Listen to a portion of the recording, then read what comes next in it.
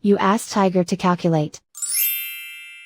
This deals with linear inequalities with one unknown.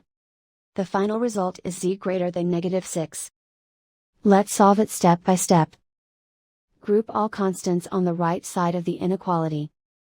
Add 5 to both sides.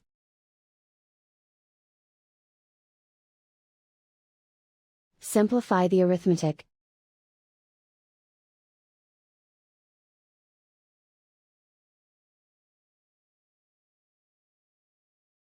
Isolate the z.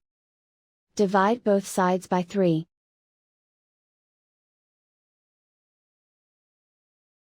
Simplify the fraction.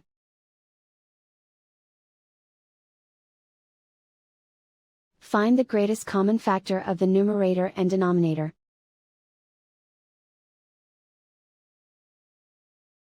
Factor out and cancel the greatest common factor.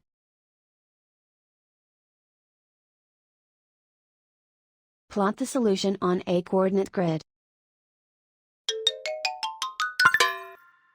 And so the final result is z greater than -6.